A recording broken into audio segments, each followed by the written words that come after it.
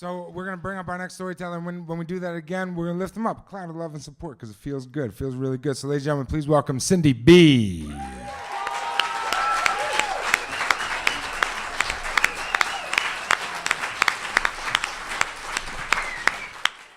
I can't see you. Are you there? Okay, great, thanks. So I am a beekeeper by profession, and I learned the craft from my father. And as part of this profession, at a certain point in it, I decided that I would become a bee removal and rescue specialist. Not a highly sought after career. What that entailed was people would call me on the phone, and bees don't do anything in a small way. Each beehive is like 40 to 60,000 bees. And they love to get into large cavities. So those large cavities tended to be in between the wall studs of a house, or the floor joists, or the overhangs where the roof comes down. I was doing this in the South, and we love our big pillars, and so we would get bees in the pillars, and people would call me to come and get these bees out of their structures. And the calls would typically go something like this: "Oh my God, you are just not going to believe this. I'm standing outside my house, and there's this little hole, and a rapid fire of bees are coming and going out of this hole. You've got to come and get these bees. I know what they're doing. I know what they're doing. They're going to chew my house down to the foundation, and they're going to get in, and they're going to sting my children to death. Can you come out right now?" Well, as I said, this was not a highly sought-after profession, because I would do all of the work, the carpentry and the bee removal, and then I'd put everything back as I found it. And so, of course, I had to kind of calm these people down and say, "No, I can't come out for another 2 to 3 weeks. You're on the list." But one day I get this call from this lady, and it went something like this: "You know, I got these bees, and we've enjoyed them. We've really loved them. They've been here now, I guess 4, 5 years maybe. And every spring we see them swarm, sometimes 2 or 3 times. And they've not bothered us, but we have to get the house painted, and the painters won't even turn the corner while the bees are there." So I found this lady fascinating. And I go out to her house on the scheduled day, and I get out to her house. And I knew the job was going to be tough just from talking to her on the phone. But once I got there, I realized it was going to be really hard. And the reason it was going to be really hard was the bees were in the overhang, right where the roof comes down, and it was top of the second story, required my 32-foot ladder, which was no big deal. But the problem was there was this little cement wall that was coming out, and it meant that I couldn't move my ladder in order to take more pieces of the soffit off as I went. So, long story short, what I'm going to have to do is take off the end of the soffit and squeeze my body into the hole and go back as far as I can possibly reach. Now, I know this is going to be a huge nest because the bees have been there for so long, and I can tell just by looking at it that it's going to be a big nest because there's lots of bees. And as I'm talking to the lady, telling her that, this is going to be a hard job, but I can do it, and here's what I'm going to have to do, her little boy comes out. He looks like he's maybe 9 years old. He comes out, and he's carrying a lawn chair. One of those, the kind with the metal, and it's kind of metal with the mesh that goes across. And he comes out, and he sets the chair right down on the ground, and he sits down in it. And it's one of those chairs that doesn't have like legs on it, kind of like you would see at the beach, so it really sits low to the ground. And he sits there, and I look at him, and I look at the lady, and I say, I'm gonna be sticking my body into this cavity, this hole, and I'm gonna get full of honey. I'm gonna be a sticky mess. Bees are gonna be all over me. It might not be a good idea if your son sat right there, because I'm going to be coming and going right past him, back and forth to my van as I'm getting more equipment out, and I just don't want him to get stung. She looked at me, and she pulled me aside, and she said, "Let me tell you about my son. His name is Adam. He's a great kid. But Adam is severely autistic. And the only thing that really pulls him out of that dark world that he lives in is honeybees. He's completely fascinated by the bees. I promise you, he's not going to bother you. He won't talk to you. He won't say anything. As a matter of fact, he seldom says even one word, sometimes two, but that's only to his family. You're a stranger. He won't bother you. He won't interrupt you. And if he gets stung, we'll just deal with it at the time. I promise I won't sue you. Just let him stay there. Well, what could I really say? So I said, sure, he can stay there. It's unlikely he gets stung anyway. You know, he can stay. So the whole time we're talking, Adam is just eyeballs on the bees, right as they're coming and going out of that soffit. He's not looking at anything else.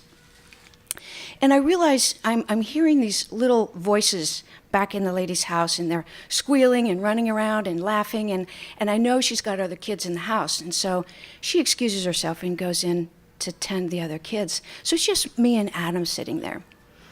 And I get all my stuff out. I get my 32-foot ladder set up. I get my sawzall out and my pry bars and my hammers and get everything out. And the last thing I remembered to get out was that in the front seat of my van, I had 4 pictures. Now, I had just given a talk to some Girl Scouts, and I had used these laminated pictures that I had. And I thought, I wonder if Adam would like those. So I get these pictures out, and I bring them over to Adam, and I just kind of like spread them out, just fan them out in front of him. He doesn't pay a bit of attention. That's okay. The first picture was a picture of a beekeeper in the typical beekeeping garb. And it was a guy who had on white coveralls and the leather gloves and the veil. I don't wear the gloves or the coveralls, but I do wear the veil. And so anyway, the picture was of the typical beekeeper and all the stuff.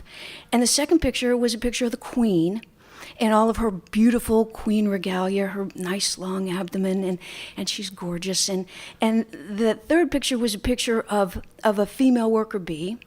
And the last picture was a picture of a drone, a boy bee.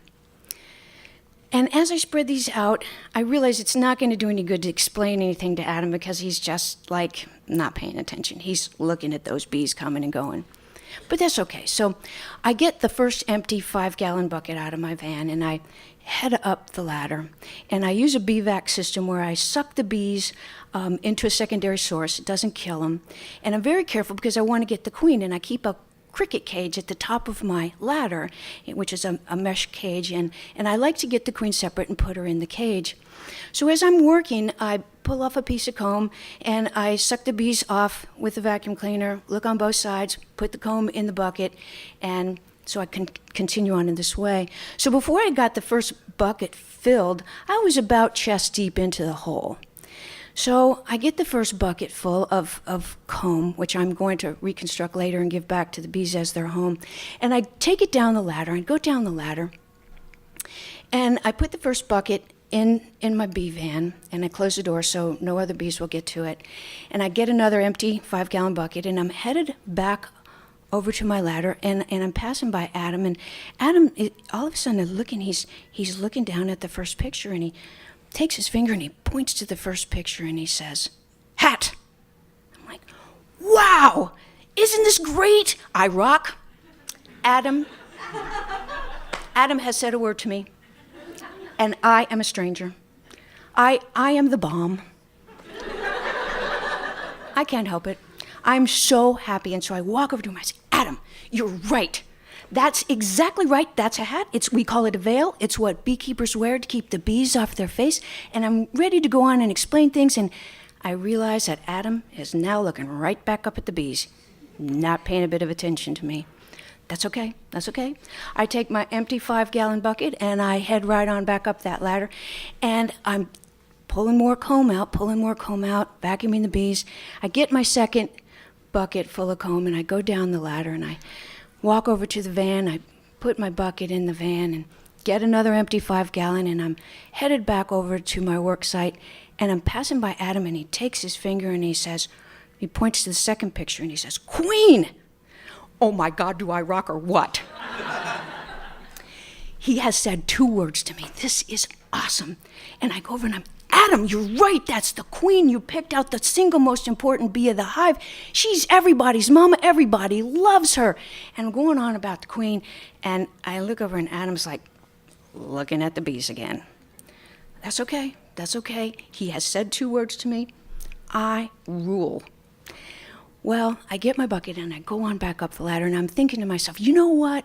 I am going to find that queen for that kid. He is going to be so excited to see that queen. I'm going to put that queen in my cricket cage and I'm going to bring it down and he's going to get to see the queen for real. This is going to be awesome. And so I'm vacuuming, really diligently looking for the queen. And usually I can find her, but this is a tough job. I'm like waist deep into the hole now. And I've got my flashlight and I'm looking with the flashlight and I'm trying to vacuum. And I have not found the queen. And I come to the last piece of comb. So I'm really disappointed. I put the last piece of comb in the bucket and I look all around the edges of the old cavity there and she's not there. So I go down the ladder. And I know I didn't promise Adam that I was gonna show him the queen, but I just feel this sense that I need to apologize to him.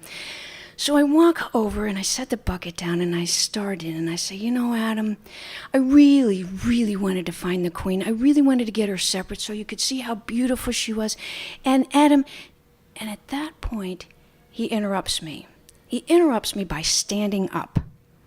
He stands up and he balls up his fists and he puts them on his little hips. And he gets this little squint in his eye and he says, in a voice as clear as yours or mine, he says, okay, look. I've been trying to tell you the whole time. The queen is on your hat.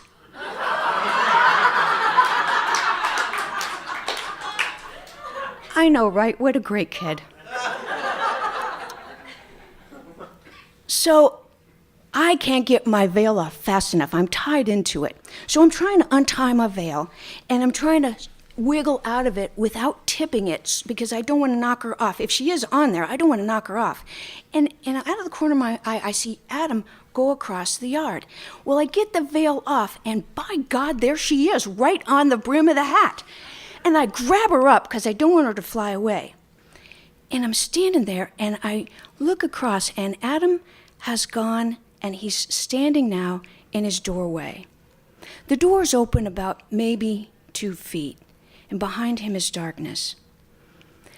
And there's Adam in the doorway, and I'm standing in the middle of the yard.